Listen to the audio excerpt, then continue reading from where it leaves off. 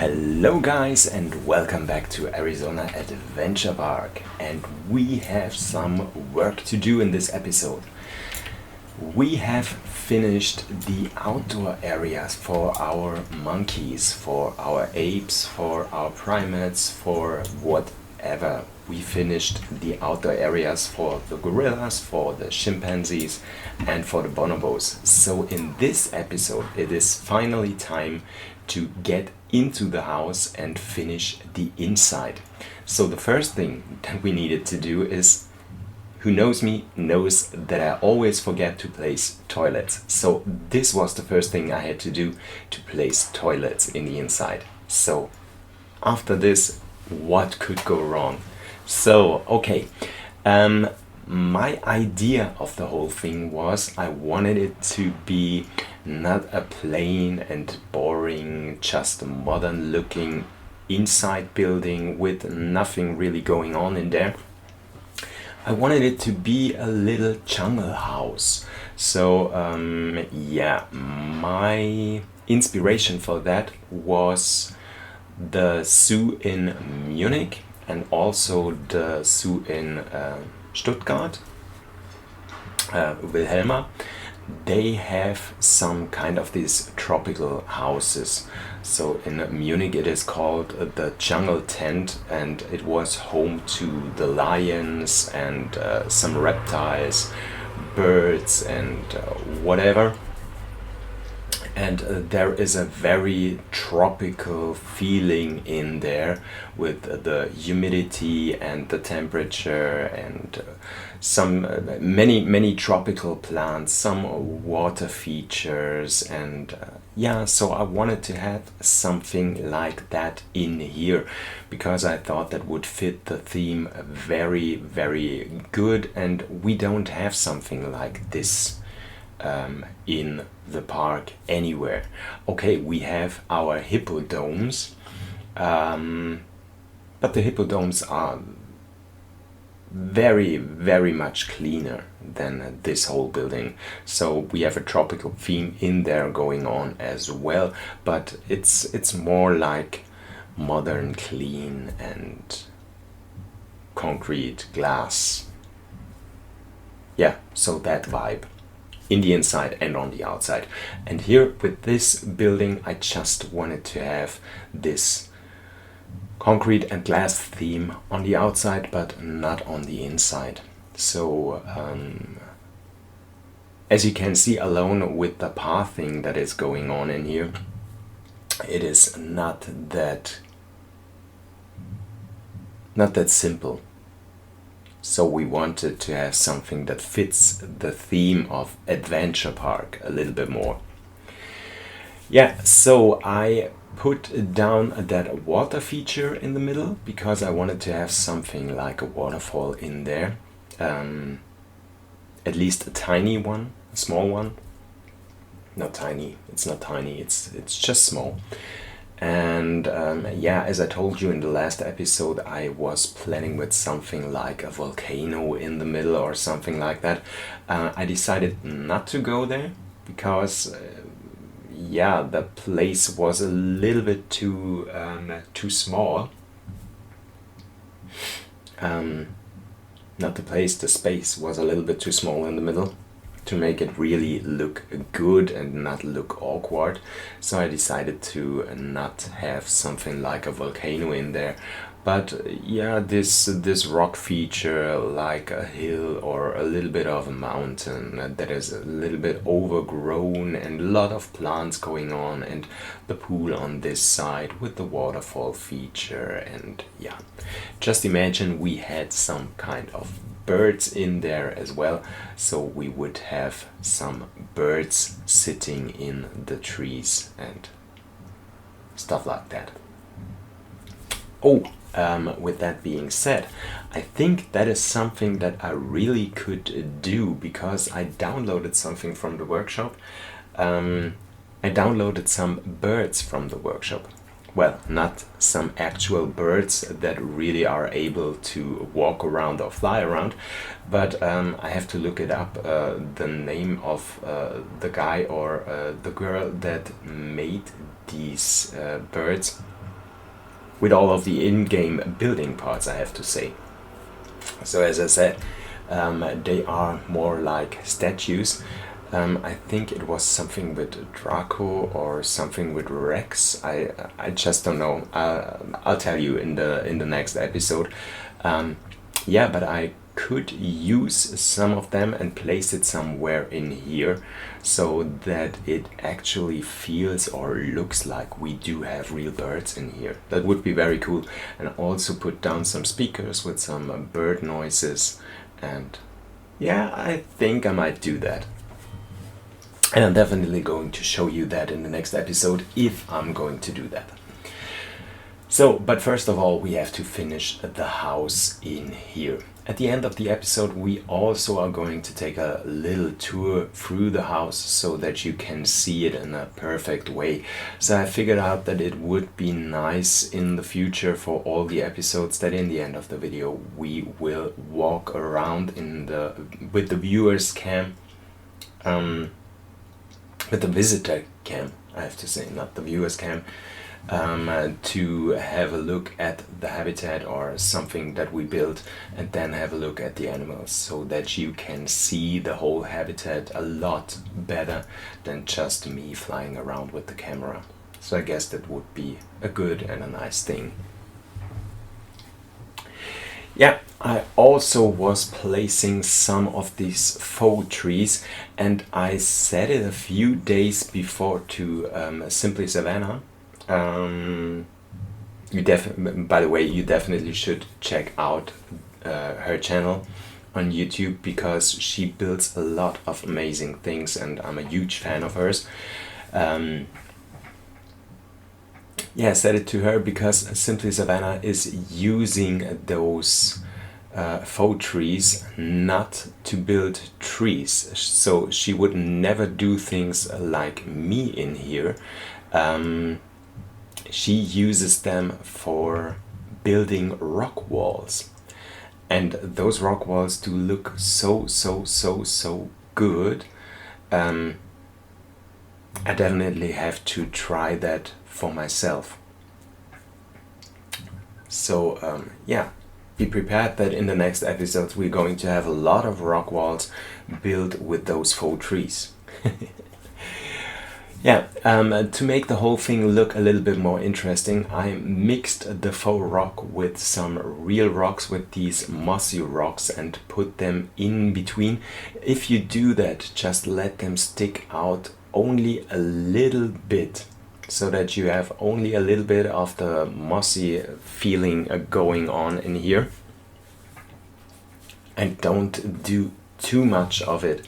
And it gives the whole thing a completely different look and way more interesting.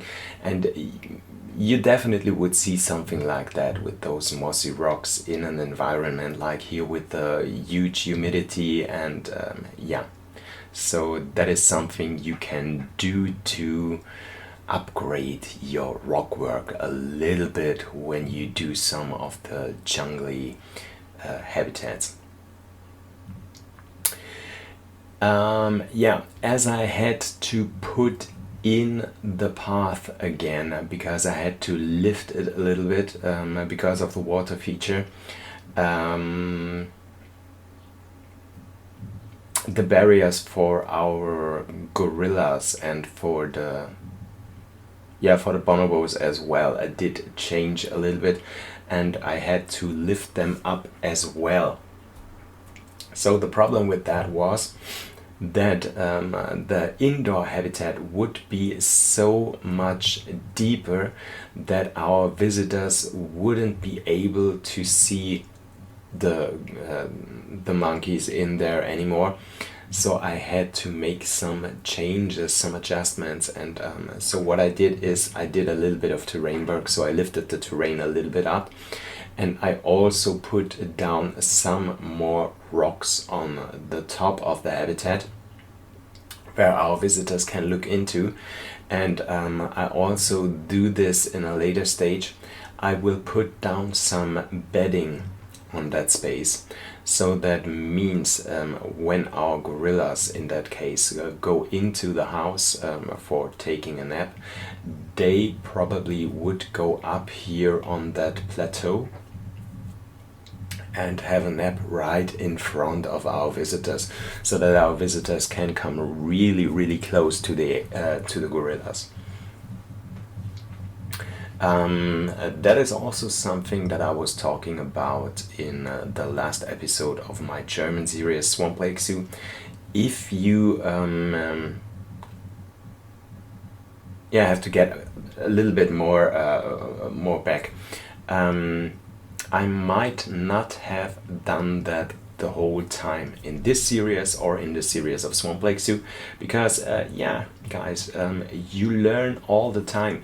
Even me that is playing this game since it came out, I still learn things by trying things out, by watching other great builders on YouTube.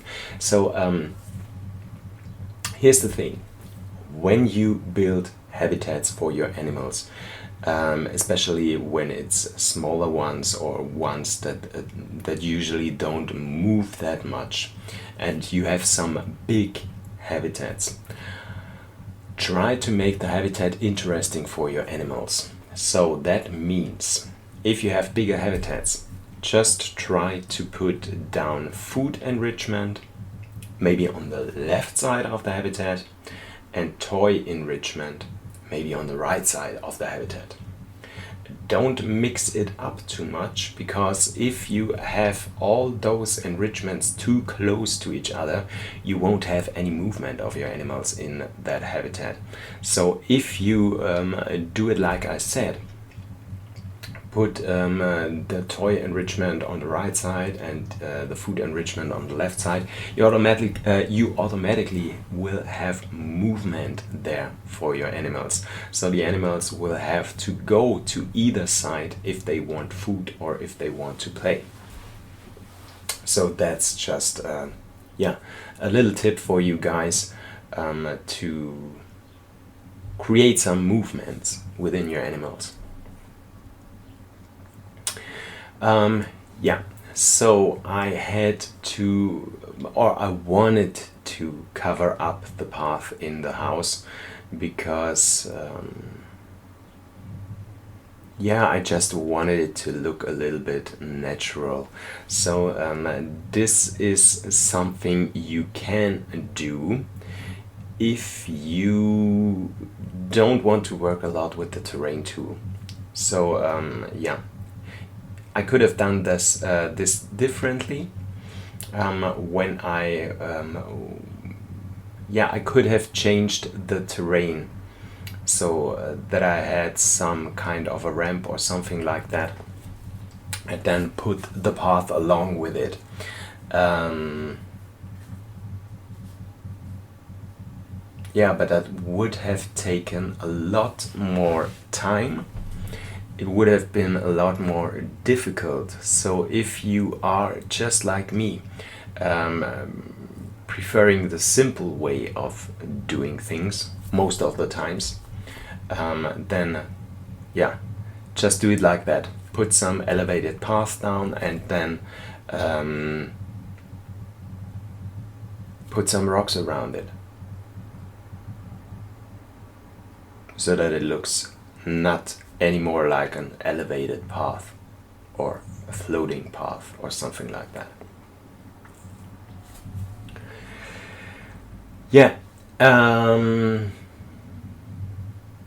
So again, putting down a lot of rocks, and I also put down in the spaces between some of the mulch,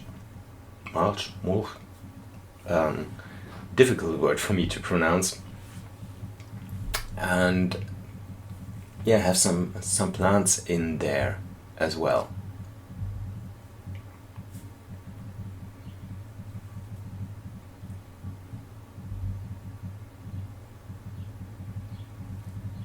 Don't forget to put down a roof for the toilet, so that the whole thing is covered up a little bit.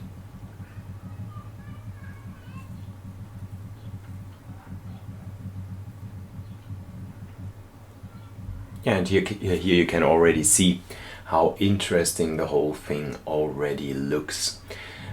We definitely have to have a lot more plants in there, but not too much, because we still want it to look artificial. Is that the real word? We want it to look not too natural. Sure, many zoos work with some kind of an illusion, but most of the times in some kind of way. I always call it the Disney way, so that you have something that should look natural, but so over the top natural that you see that it isn't natural at all. You know what I mean? So that's that's something I call the Disney way of creating illusions, so that you have an illusion that isn't really an illusion, because you already know that it is fake. But but anyway, you are fascinating by it, because it still is a reproduction of nature. So I'm definitely thinking of Disney's Animal Kingdom. I've been there a few years before, so that was 7. Yeah, we have 2022. I was in 2015. Yeah, it was 2015. I've been to Disney's Animal Kingdom, and yeah, I still can remember it. You enter the park and it is completely out of this world. It is mimicking the wild, and but you know that it is not, that it is man-made, because that's pretty obvious. But still, it looks, yeah, it looks just cool. Okay, but back into the video. I just wanted to tell you guys what I was going to do in here. So building something like a little bit over the top building, and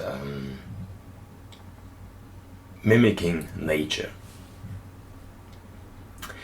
Yeah, so the indoor section is ready. We put down some doors for our keeper, and for our keeper facilities, for our staff facilities, and also for the toilet. And I really like how the whole thing looks. There's definitely going to be some more decoration in there that I'm doing off cam, but you will see when we taking a tour around the house. But for this time, now it's finally time to get our building a roof, and a very simple roof. So that's something I noticed as well.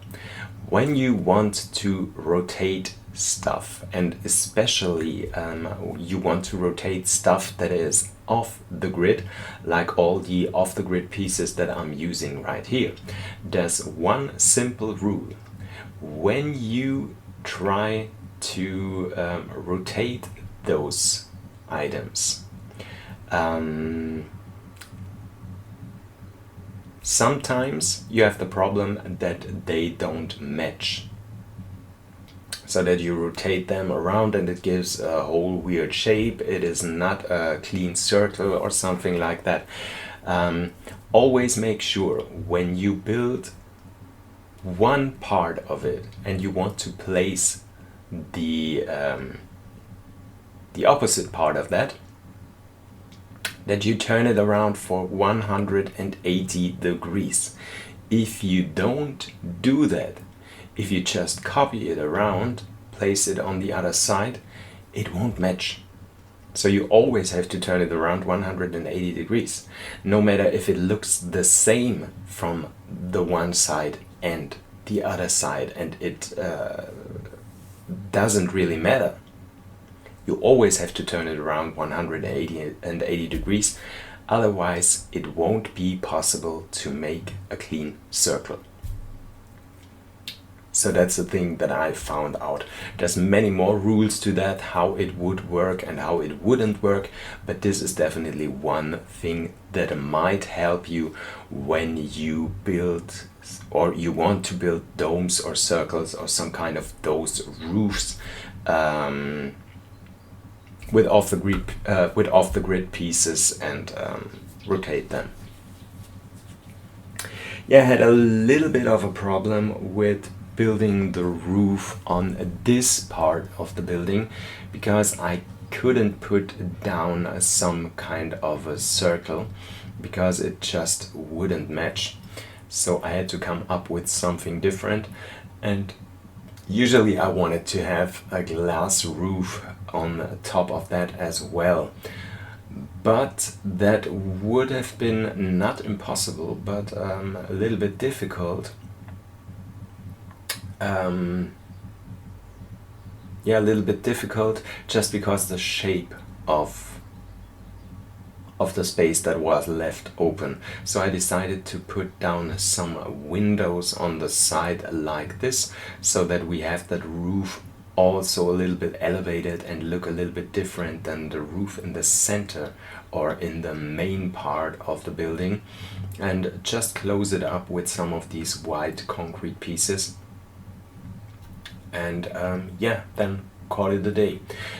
First I was afraid that it could be a little bit too dark on the inside when I do it like that, but it turned out that everything would be good.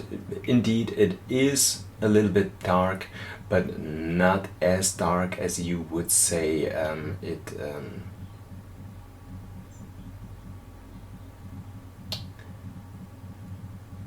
is uncomfortable. Yeah, I just couldn't find the right word, so yeah. As I said, it is a little bit dark, but not in a way that it is uncomfortable. Okay, so we have put down the roof. What else do we need? We need something for the entrance of our ape house. So I decided I wanted to build some kind of a door, and I wanted to have some sliding doors. I don't know if that is the correct term for that, but I think so. So I put down these one-sided glass pieces on both sides, and yeah, if you have something like this circle-shaped building, it would be difficult to make it match so that the glass walls will actually fit or meet each other. But you can accomplish that, or can accomplish the illusion when you leave the doors a little bit open, so like I did in here. So we have two of those glass pieces, one on the right and one on the left side, as you can see here, and we have another two on both sides that I put a little bit more inwards the building. So those two on the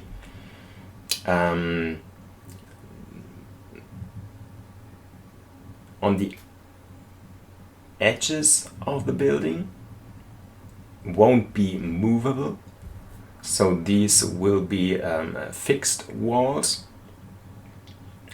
and the two in the back side with those smaller white metal beams that I'm placing right here are the ones that will be movable. I'm also using these construction metal beams, these huge black things right here, to mimic some kind of a path where those sliding doors will move in.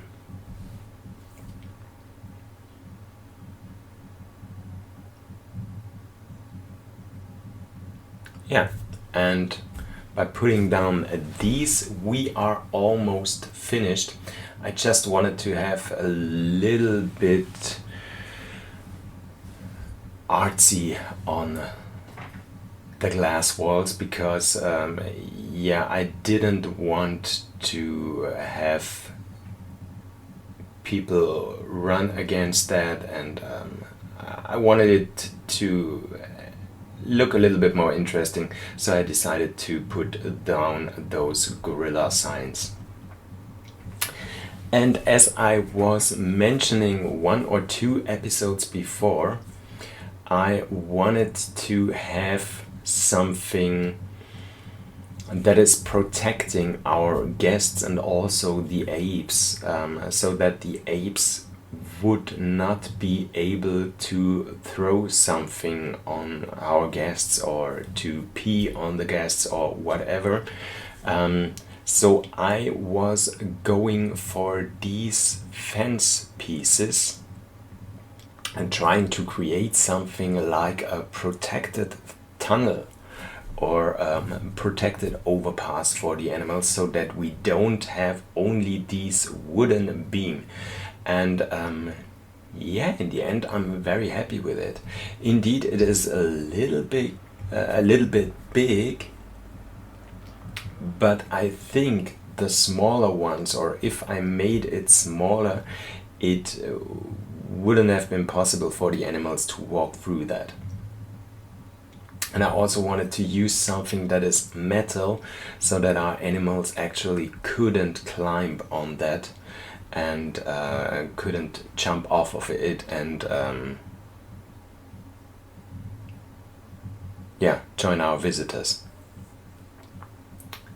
So that's why I also used those metal pieces in here. And it also would be easier to clean, to be honest. By the way, would be easier to clean and building an overpass.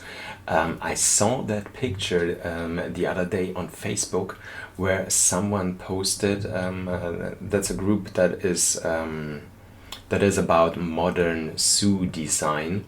So you will have a lot of pictures of modern designs of habitats in zoos.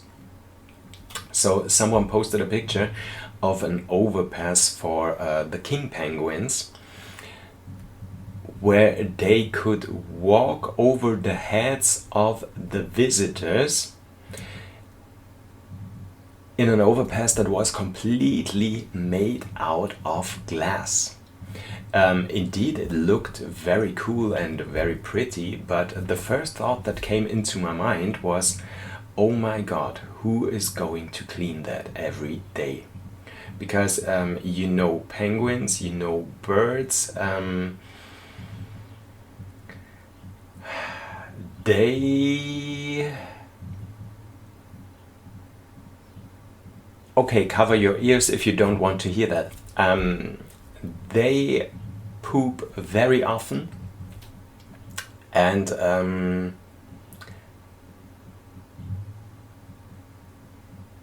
yeah, their poop is not really the dry one, which you could pick up and throw out. So cleaning something like that wouldn't be that fun, I guess. So yeah, well, but with that being said, that also might be a nice idea for some of you guys when you are going to build habitat for penguins, because the idea of it is pretty cool and pretty great, and I really enjoyed that. So maybe this is some inspiration for you to have a glass overpass for your penguins, where they can jump into the water on the other side, maybe. Yeah, just an idea. But with that being said, off camera I'm going to finish the indoor habitats for our monkeys, putting down some in-game climbing structures, because I didn't want to build another climbing structure for the indoor.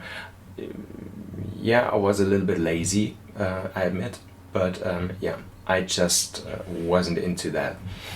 So, but we are at the end of the video, and as I promised you, we are going to take a tour to through the house. As you can see, we already have visitors there. So let's go inside and have a look at it. So here on the right wall you could have seen, and on the left wall as well, I put down some of the in-game signs with some plants and flowers and some of the gorillas to make it a little bit nicer. And here we have the first habitat for our gorillas. And here you can already see what I was talking about, what I was planning. So the gorillas would come into the building, have a nap and lay down right in front of our visitors, which is really great. Here you can see the simple glass roof and some of the greenery in here.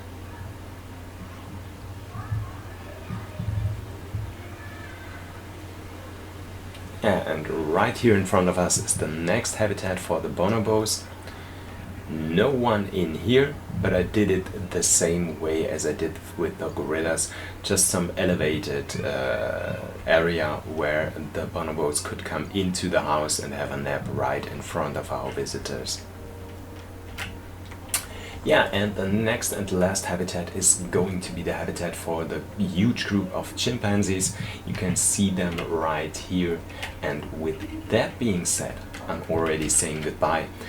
Thank you guys for watching the video. Just leave a like if you enjoyed it, and also subscribe to my channel so you don't miss out on any future episodes. Next Monday will be the next episode. I don't know yet what we are going to build. Yeah. Thanks for watching, and see you in a week next Monday. So bye guys.